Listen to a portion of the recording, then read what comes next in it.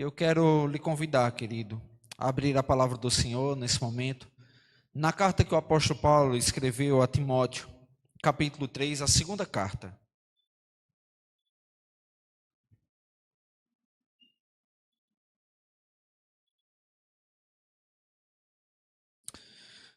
Segunda carta do apóstolo Paulo a Timóteo, capítulo 3, do versículo 10 ao versículo 13.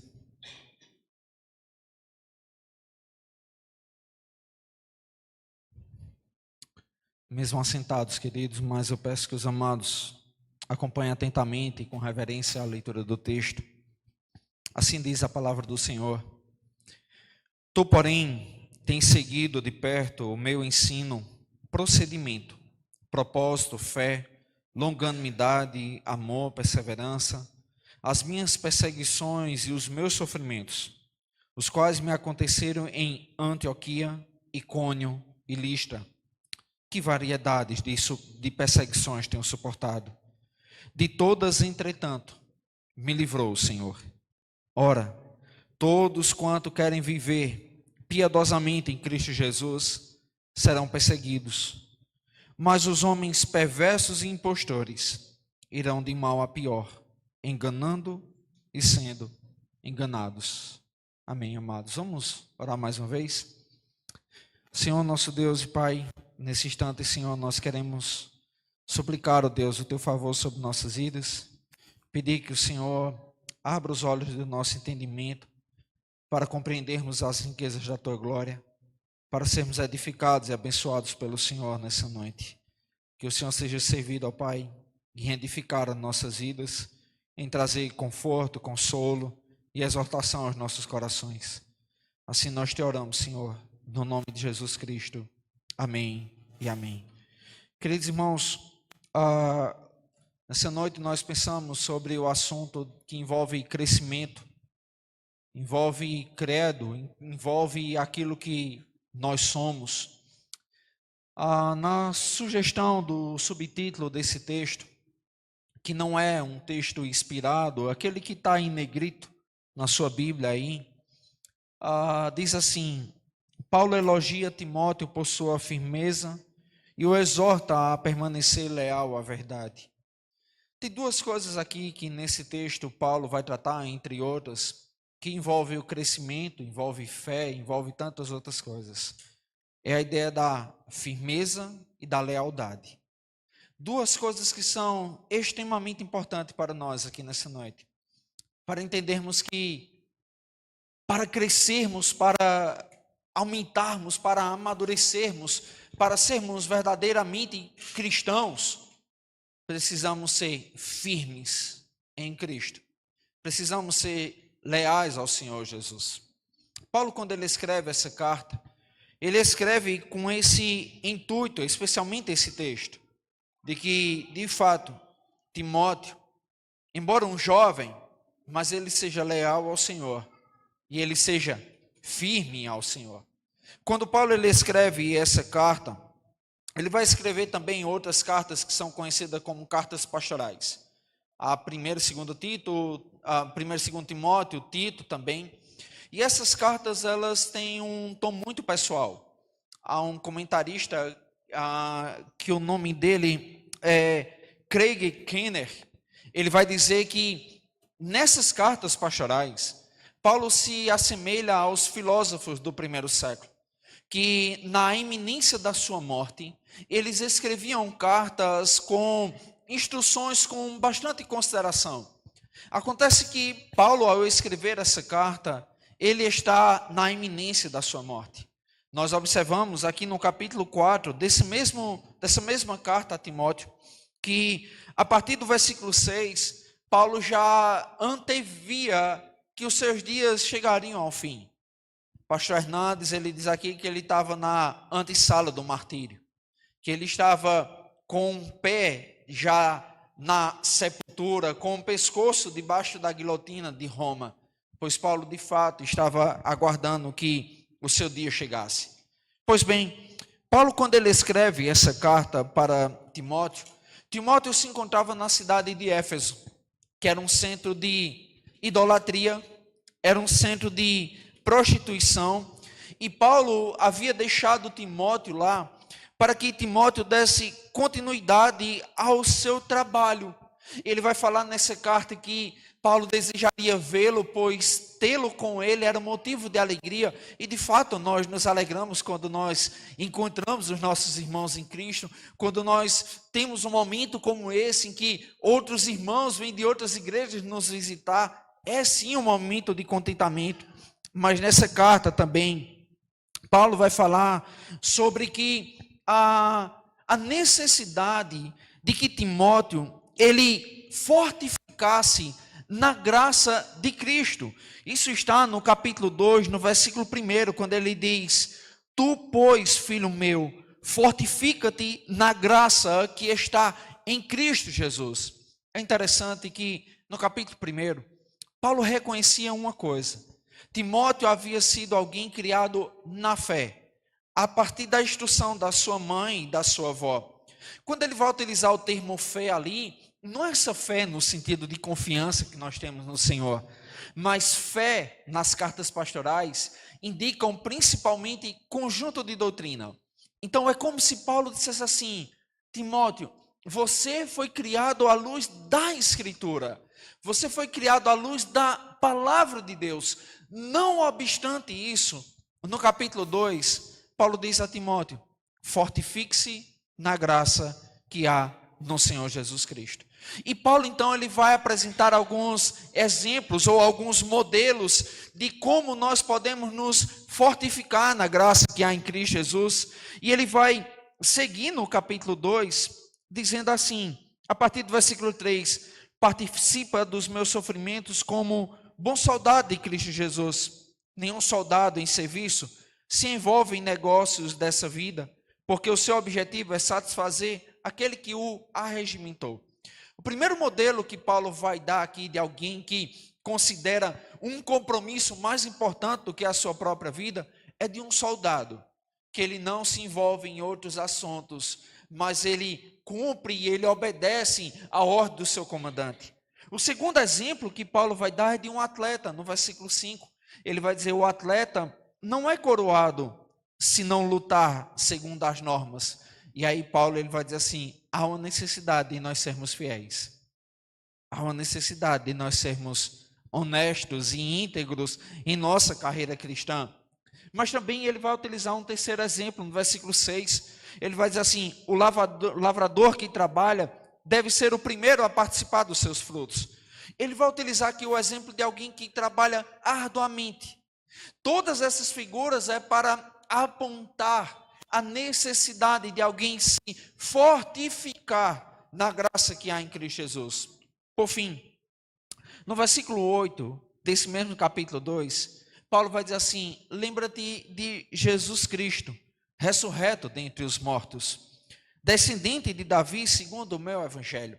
É como se Paulo estivesse aqui apresentando o exemplo supremo de alguém que se comprometeu em uma missão, com um propósito, com um objetivo. E esse é aquele que Paulo vai dizer assim, que ressuscitou dentre os mortos. Interessante que Paulo aqui ele vai mostrar que o fundamento da vida cristã é a ressurreição do Senhor Jesus Cristo. A tal ponto que ele segue no capítulo 2 dizendo: se já morremos com ele, também viveremos com ele. Se perseverarmos, também com ele reinaremos. Se o negarmos, ele, por sua vez, nos negará. Se somos fiéis, ele permanece fiel, pois de maneira nenhuma pode negar a si mesmo. O capítulo 2, ele segue, onde Paulo vai trazer algumas instruções para Timóteo, preparar a liderança, lidar com os falsos mestres. Já o capítulo 3, Paulo vai descrever um pouco do caráter dos falsos mestres que estavam adentrando a igreja em Éfeso, os quais Timóteo deveria ter muito cuidado.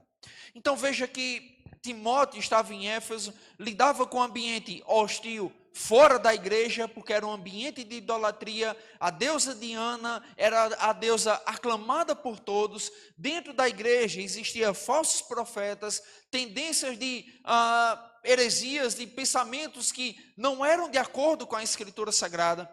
Por isso que Ao chegar nesse texto aqui, Paulo vai exortar Timóteo a ser firme, a ser corajoso, a andar na verdade, a ser leal.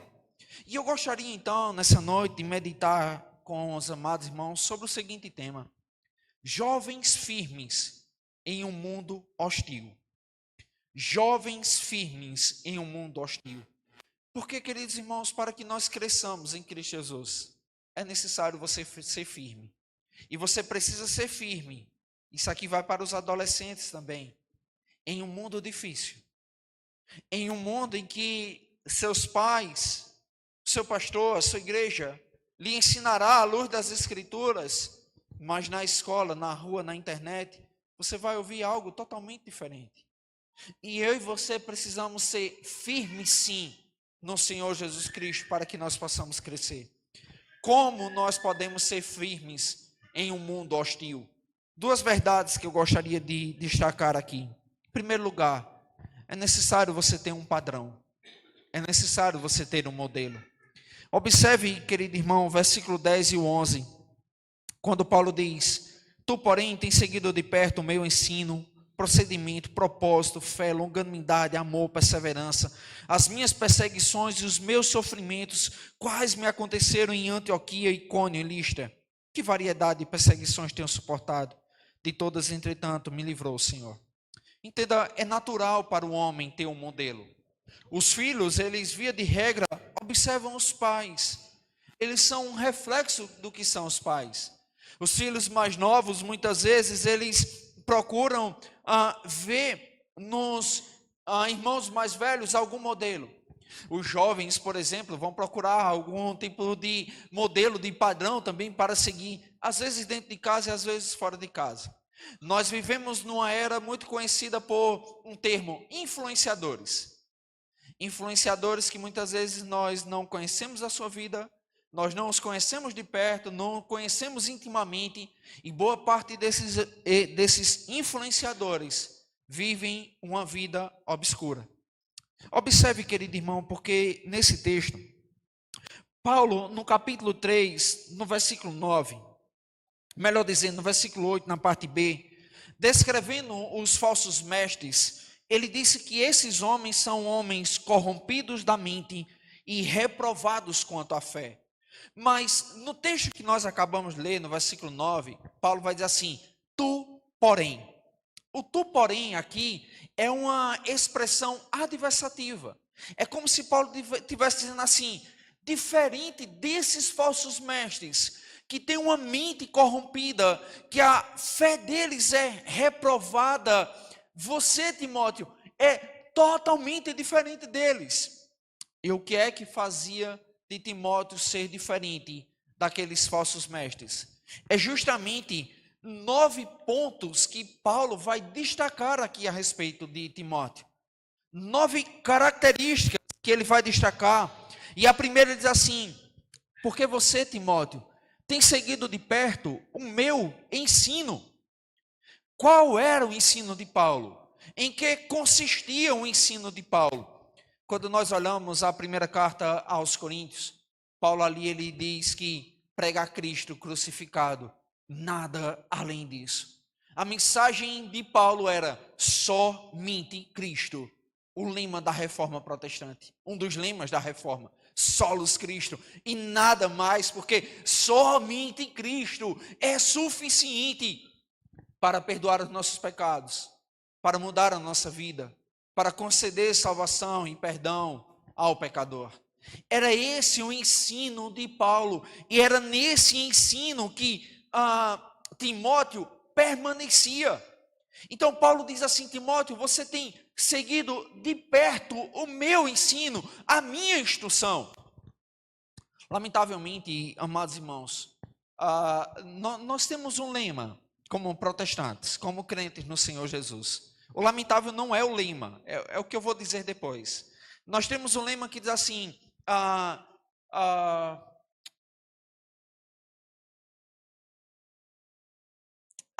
Bíblia é a nossa única regra de fé e prática. Mas muitas vezes isso não é visto nos nossos relacionamentos. Isso não é visto na maneira com que eu usufruo da minha vida. Isso não é visto na maneira em que eu penso, em que eu tomo decisões. Muitas vezes nós deixamos a Escritura em segundo plano, mostrando que ela não é a nossa regra de fé e prática. Quando nós decidimos viver a vida por nós mesmos, e quando nós fazemos isso, nós não estamos seguindo de perto o ensino das Escrituras. Mas observe que Paulo vai dizer a Timóteo: Timóteo, você tem seguido de perto o meu ensino e o meu procedimento. Paulo era um homem que não ensinava somente com as palavras, ele ensinava com a vida. Paulo vai mostrar aqui que a vida não desassocia do nosso credo, que credo e conduta são coisas que andam juntas. Se eu creio em Cristo, se Cristo é o meu Salvador, a minha vida precisa andar à luz dessa verdade. Se eu creio que a Escritura, ela é suficiente em matéria de fé e obediência, eu não preciso dos filósofos. Eu não preciso conhecer as vontades do meu coração, porque Jeremias vai dizer que o nosso coração é corrupto, é desesperadamente corrupto, é enganoso. Como crentes no Senhor Jesus Cristo, nós sabemos que a Escritura ela é suficiente no nosso credo e para nos instruir na nossa conduta. Mas muitas vezes até em casa, querido irmão, nos nossos relacionamentos com nossos irmãos, com nossos pais, nós nos revoltamos, nós desobedecemos, mostrando que há uma desassociação na nossa vida. E Paulo vai mostrar aqui que isso não deve acontecer. Que na vida de um jovem como Timóteo, embora um pastor, mas o que ele ouve é aquilo que deve ser vivido dia após dia. E se você vem aqui, e se você frequenta a sua igreja, e se você crê no Senhor Jesus, e se você declara a sua fé em Jesus Cristo como Senhor e Salvador da sua vida, a sua vida precisa ser moldada à luz dessa realidade. Os seus relacionamentos, as suas convicções, o seu comportamento, aquilo que você fala, os ambientes que você anda, os relacionamentos que você nutre, absolutamente a roupa que você veste, tudo isso revela sobre o seu credo, sobre o Deus em que você crê. A sua vida nas redes sociais, a sua vida no seu trabalho, a sua vida no seu ambiente de estudo. Será que verdadeiramente as pessoas conseguem olhar para você e dizer assim: vejo que o seu ensino, aquilo que você crê, e o seu procedimento é de alguém que crê no Senhor Jesus? Irmãos, não há como sermos jovens firmes e crescermos sem essas duas verdades. De nada adiantará sairmos daqui nutridos pela palavra, mas se chegarmos lá fora e decidirmos viver à luz da nossa própria sabedoria, à luz do nosso próprio entendimento, à luz da nossa própria razão, ou qualquer coisa do tipo. Mas perceba, querido irmão, que Paulo ele ainda vai listar 7 outros detalhes da vida de Timóteo. Quando ele vai dizer que Timóteo também seguia de perto propósito, fé, longanimidade, amor, perseverança, perseguições e sofrimento. Há um autor, um comentarista chamado William Hendrickson, que ele vai dizer que essa lista desses 7 pontos aqui se referem à obediência de Timóteo. A obediência ativa e a obediência passiva. E eu lhe explico. Com obediência ativa, William Hendrickson, ele quer dizer sobre aqueles pontos que naturalmente acontecerão na vida de alguém que for salvo por Cristo Jesus. Quais são esses pontos? Quando ele vai falar sobre propósito, nós sabemos que a vida que Cristo conquistou para nós não é para vivermos para a futilidade, não é para vivermos no mundanismo, é para vivermos para a glória de Deus. Nós sabemos que a vida, a nova vida em Cristo Jesus, deve tão somente redundar em louvor e glória para o Criador. E isso é algo inerente à salvação. Mas também, quando ele vai falar sobre a fé, a longanimidade, o amor, a perseverança, são frutos do Espírito Santo na vida daqueles que foram regenerados. É algo que vem a reboque na salvação. A fé, o amor com Cristo, uns para com os outros, a longanimidade, a perseverança.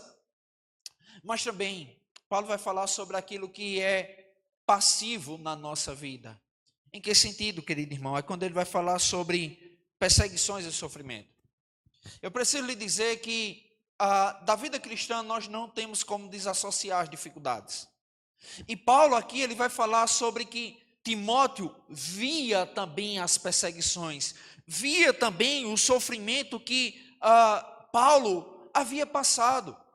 E talvez você possa dizer assim, mas como é que Timóteo tinha conhecimento sobre isso?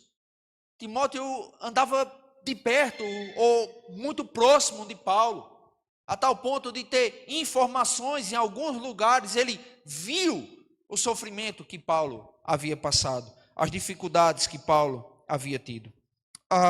Perceba também que no texto, Paulo ele vai fazer uma declaração, e ele diz assim, que variadas perseguições tenho suportado. Nós não iremos expor aqui as dificuldades, os sofrimentos de Paulo. Mas é interessante que Paulo coloca isso no seu currículo. As humilhações, às vezes que ele foi apedrejado, foi dado por morto, entre outras coisas. Eu não sei, querido irmão, quais são as coisas que você gostaria que estivesse no seu currículo. Para quem acompanha aí o futebol, essas coisas, o mundo esportivo, tem um jogador muito conhecido mundialmente, é Cristiano Ronaldo. Ele está na busca de fazer 1000 gols. É algo que ele deseja ter no seu currículo. E nós não somos diferentes. Nós queremos ter um currículo bonito, um currículo recheado de informações admiráveis. Mas eu lhe pergunto, será que a semelhança de Paulo, eu e você também desejamos ter um currículo assim, de alguém que tem sofrido por Cristo, de alguém que, por conta da sua firmeza em Cristo, da sua lealdade ao Senhor Jesus, muitas vezes é zombado, muitas vezes é menosprezado.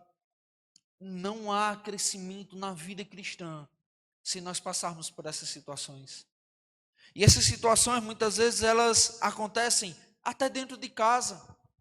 Mas veja que Paulo ele vai fazer uma afirmação no final do versículo 11, e ele diz assim, de todas, entretanto, me livrou o Senhor.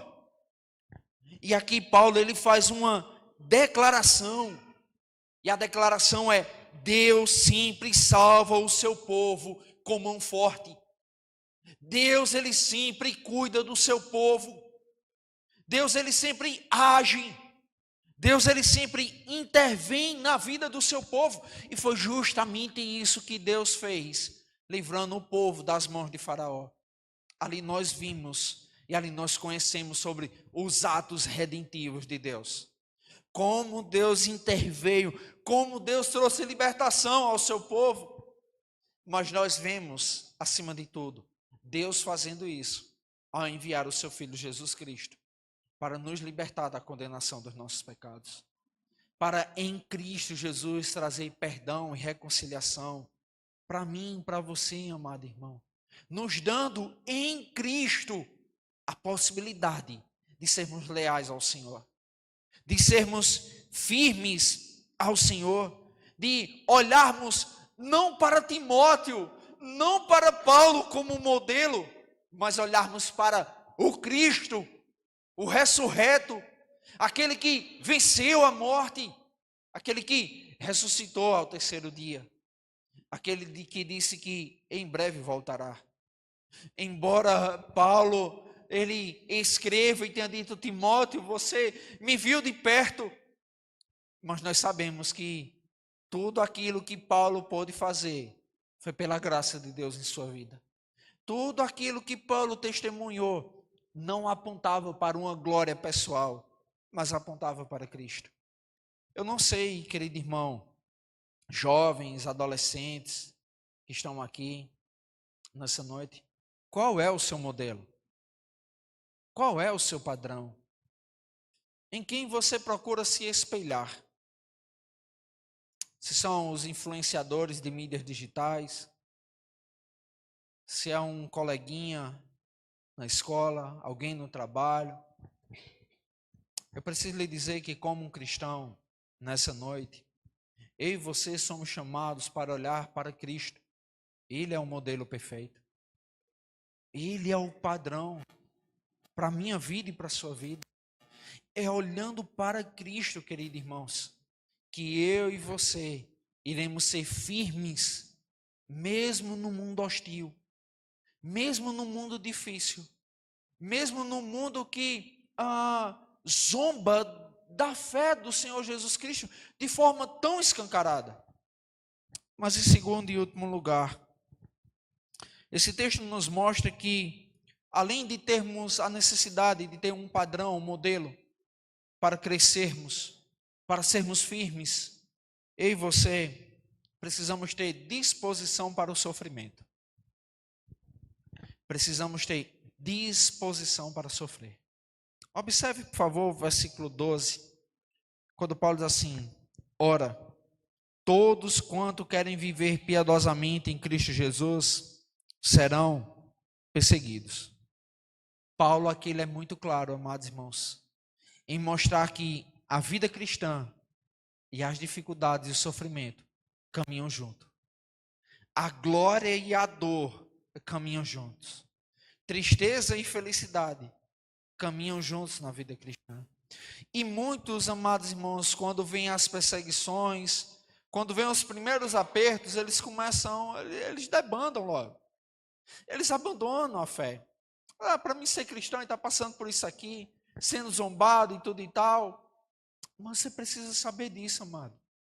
Que é natural da vida cristã passarmos por momentos de perseguição. E eu não sei, amado irmão, qual é o tipo de evangelho que você tem procurado. Pois muitos procuram um evangelho que não incomoda, um evangelho que não confronta, um evangelho que é açucarado, um evangelho que é para fazer cosquinha, um evangelho que é para dizer as coisas que eu quero ouvir, um evangelho que é para prometer aquilo que eu quero ter. Eu preciso lhe dizer que se é esse o evangelho que você procura, você não está procurando por Cristo. Esse não é o evangelho que apresenta Cristo. O evangelho que apresenta o Senhor Jesus Cristo, ele escancara a realidade do meu coração e do seu coração. Ele vai mostrar a malignidade do meu pecado e do seu pecado. Ele vai mostrar que aquela desobediência que muitas vezes você faz ao seu pai, aquilo traz condenação à sua alma.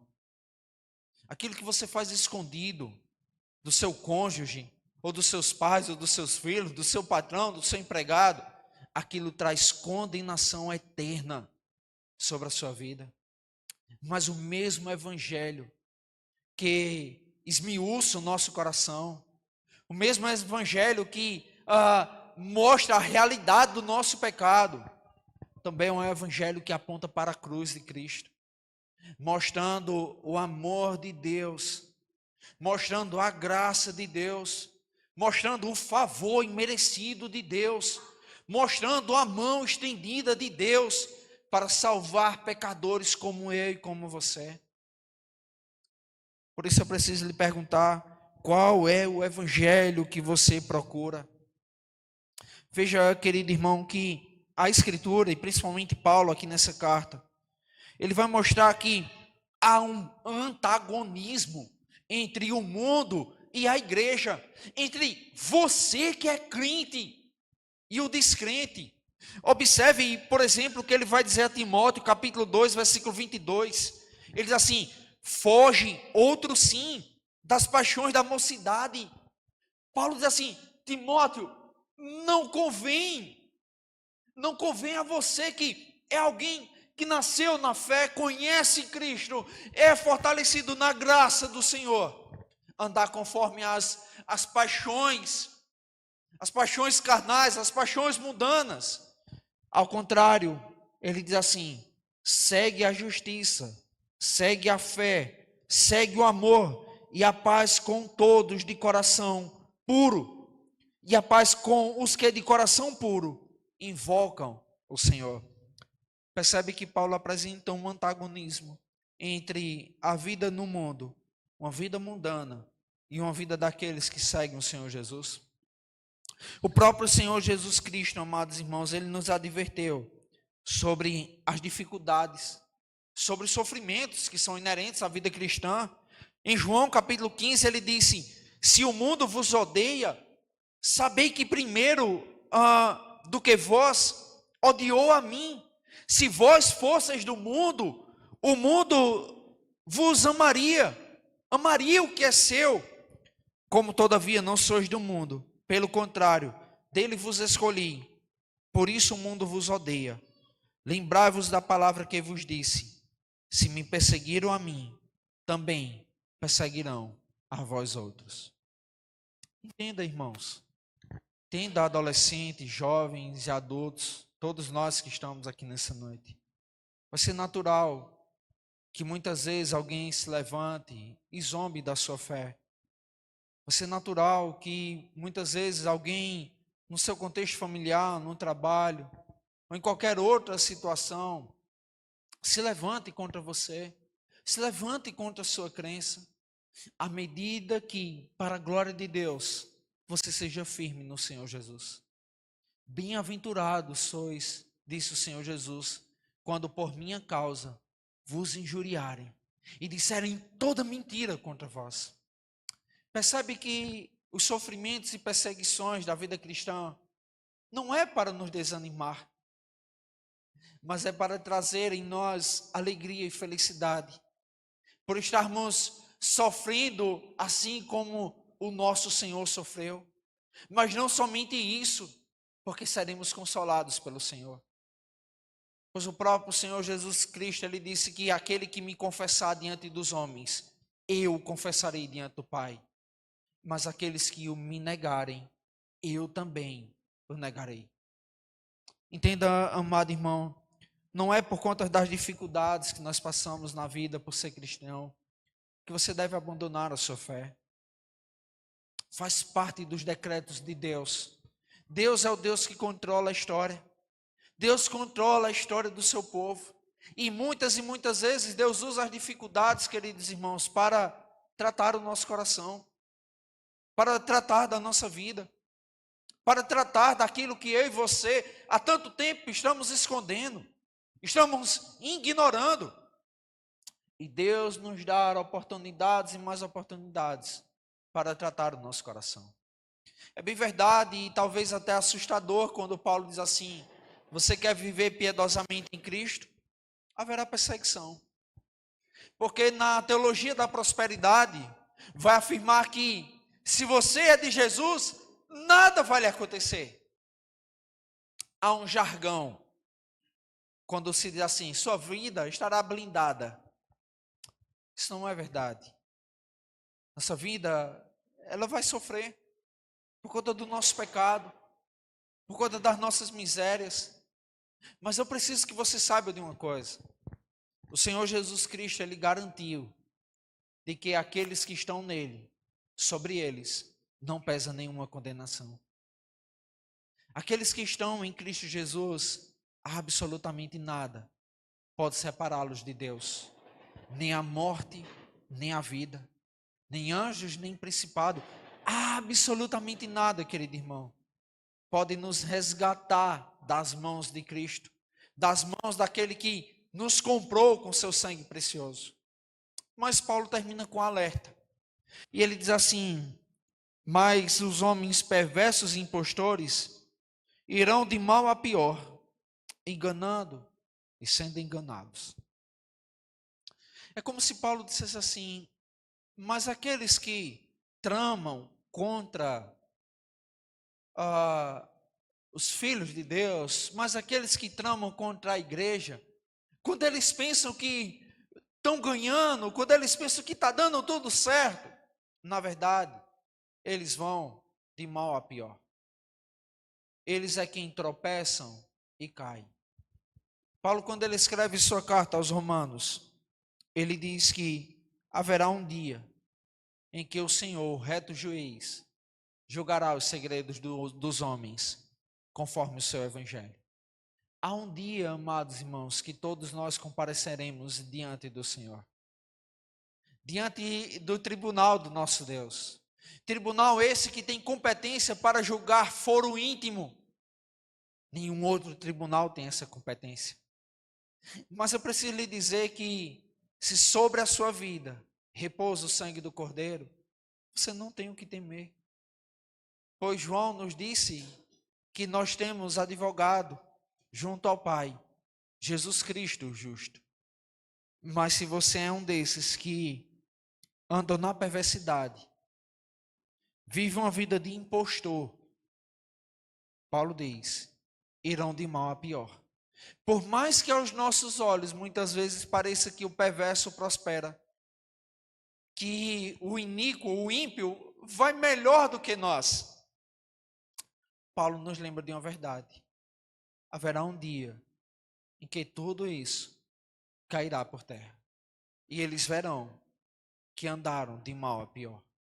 Que nós não estejamos entre esses, queridos irmãos.